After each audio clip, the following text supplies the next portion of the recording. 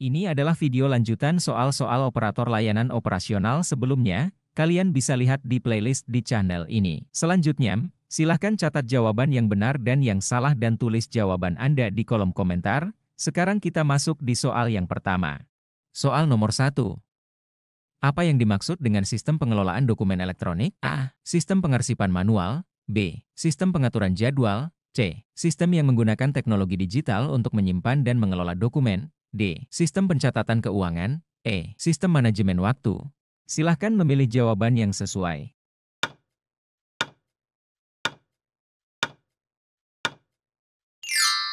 Jawabannya adalah C. Sistem yang menggunakan teknologi digital untuk menyimpan dan mengelola dokumen. Jawaban C. Karena sistem pengelolaan dokumen elektronik adalah sistem yang menggunakan teknologi digital untuk menyimpan, mengelola, dan mengakses dokumen secara efisien. Soal nomor 2. Apa yang dimaksud dengan pelayanan publik? A. Pelayanan yang diberikan oleh pihak swasta. B. Pelayanan yang diberikan oleh pemerintah atau lembaga publik kepada masyarakat. C. Pelayanan yang dilakukan oleh organisasi non-profit. D. Pelayanan yang diberikan oleh perusahaan kepada karyawan. E. Pelayanan yang disediakan oleh lembaga pendidikan. Silahkan memilih jawaban yang sesuai.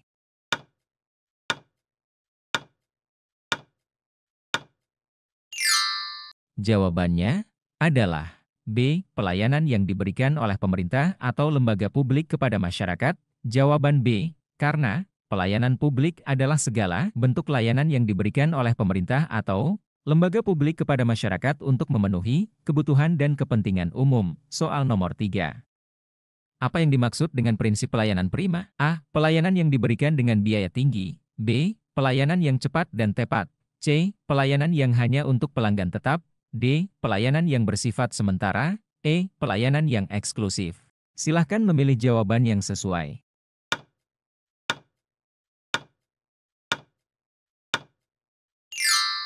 Jawabannya adalah B. Pelayanan yang cepat dan tepat. Jawaban B. Karena prinsip pelayanan prima mencakup pelayanan yang cepat, tepat, ramah, dan memuaskan untuk memenuhi kebutuhan dan harapan pelanggan.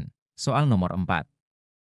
Apa hak utama pelanggan dalam pelayanan publik? A. Mendapatkan pelayanan yang memuaskan. B. Mendapatkan diskon khusus. C. Mendapatkan informasi rahasia. D. Mendapatkan layanan eksklusif. E. Mendapatkan akses prioritas. A. Mendapatkan pelayanan yang memuaskan.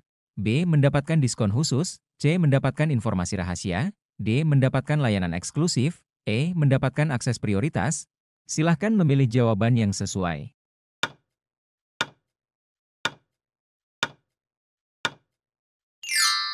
Jawabannya adalah A. Mendapatkan pelayanan yang memuaskan. Jawaban A. Karena hak utama pelanggan dalam pelayanan publik adalah mendapatkan pelayanan yang memuaskan sesuai dengan standar yang telah ditetapkan. Soal nomor 5. Bagaimana cara yang efektif untuk menyelesaikan keluhan pelanggan? A. Mengabaikan keluhan. B. Menyelesaikan keluhan dengan cepat dan profesional. C. Menunda penyelesaian keluhan. D. Menyalahkan pelanggan. E. Menghindari pelanggan.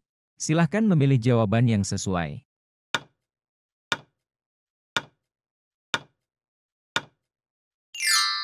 Jawabannya adalah B. Menyelesaikan keluhan dengan cepat dan profesional. Jawaban B. Karena menyelesaikan keluhan pelanggan dengan cepat dan profesional menunjukkan komitmen terhadap kepuasan pelanggan dan dapat meningkatkan kepercayaan pelanggan terhadap layanan yang diberikan. Soal nomor 6.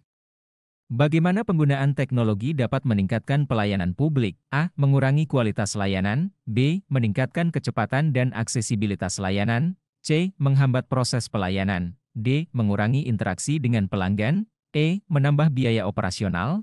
Silahkan memilih jawaban yang sesuai.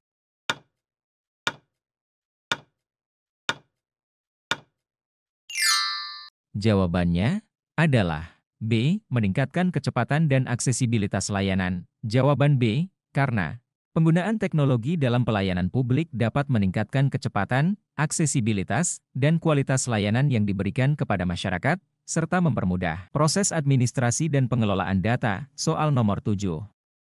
Apa fungsi utama dari perangkat lunak pengolah kata seperti Microsoft Word? A. Mengelola data keuangan. B. Membuat dan mengedit dokumen teks. C. Menyusun jadwal proyek. D. Mengirim email. E. Mengelola inventaris kantor. Silahkan memilih jawaban yang sesuai.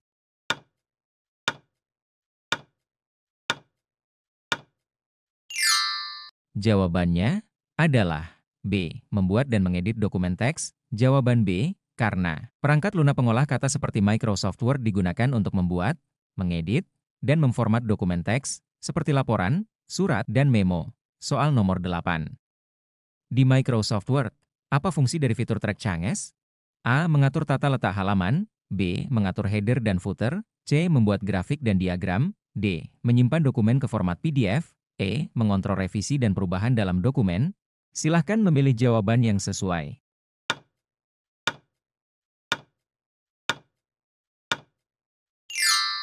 Jawabannya adalah E. Mengontrol revisi dan perubahan dalam dokumen. Jawaban E. Karena fitur track changes di Microsoft Word memungkinkan pengguna untuk melacak revisi dan perubahan yang dilakukan pada dokumen, serta memberikan komentar pada perubahan tersebut.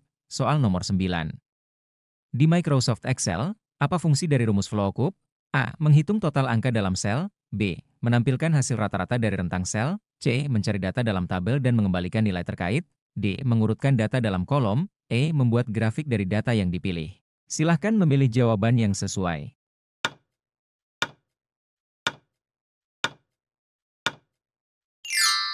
Jawabannya adalah C. Mencari data dalam tabel dan mengembalikan nilai terkait. Jawaban C. Karena rumus VLOOKUP di Excel digunakan untuk mencari nilai dalam kolom pertama dari tabel dan mengembalikan nilai yang sesuai dari kolom lain dalam baris yang sama. Soal nomor 10. Apa fungsi dari fitur Slide Master di Microsoft PowerPoint? A. Membuat presentasi baru. B. Mengatur template dan desain yang konsisten di seluruh slide. C. Menyimpan presentasi dalam format video. D. Menambahkan animasi ke slide. E. Mengatur urutan slide. Silahkan memilih jawaban yang sesuai.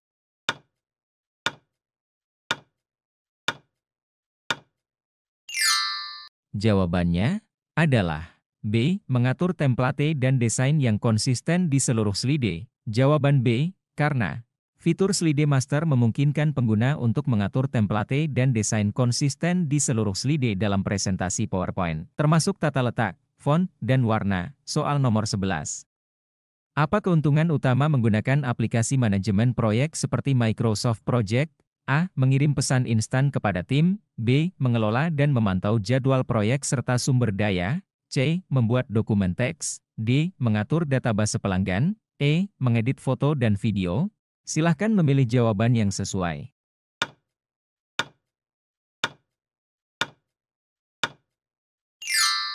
Jawabannya adalah B. Mengelola dan memantau jadwal proyek serta sumber daya. Jawaban B. Karena aplikasi manajemen proyek seperti Microsoft Project membantu dalam mengelola dan memantau jadwal proyek, alokasi sumber daya, dan kemajuan tugas secara keseluruhan.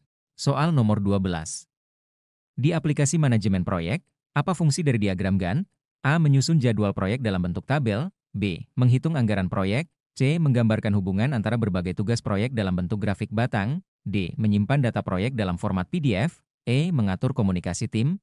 Silahkan memilih jawaban yang sesuai.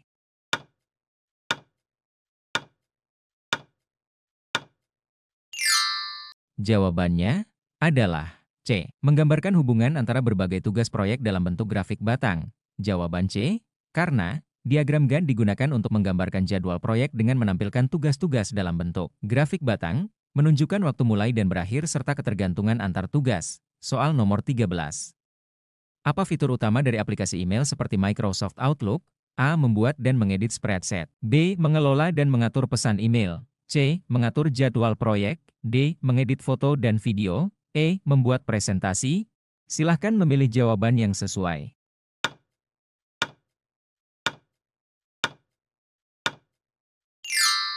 Jawabannya adalah B. Mengelola dan mengatur pesan email. Jawaban B. Karena aplikasi email seperti Microsoft Outlook digunakan untuk mengelola dan mengatur pesan email, termasuk fitur untuk mengirim, menerima, menyaring, dan mengatur pesan dalam folder.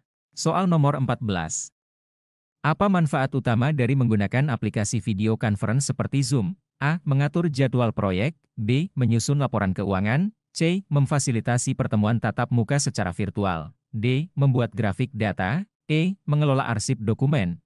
Silahkan memilih jawaban yang sesuai.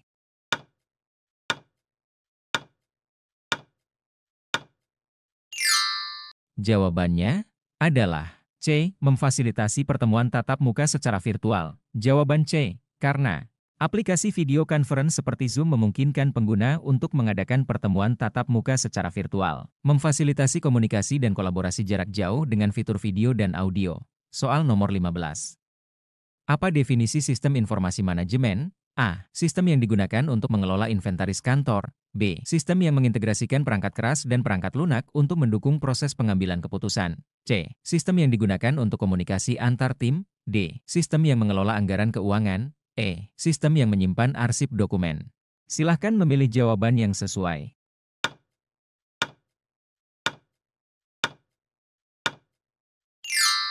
Jawabannya adalah B. Sistem yang mengintegrasikan perangkat keras dan perangkat lunak untuk mendukung proses pengambilan keputusan. Jawaban B. Karena sistem informasi manajemen adalah sistem yang mengintegrasikan perangkat keras, perangkat lunak, data, dan prosedur untuk mengumpulkan, memproses, dan menyajikan informasi yang mendukung pengambilan keputusan dalam organisasi.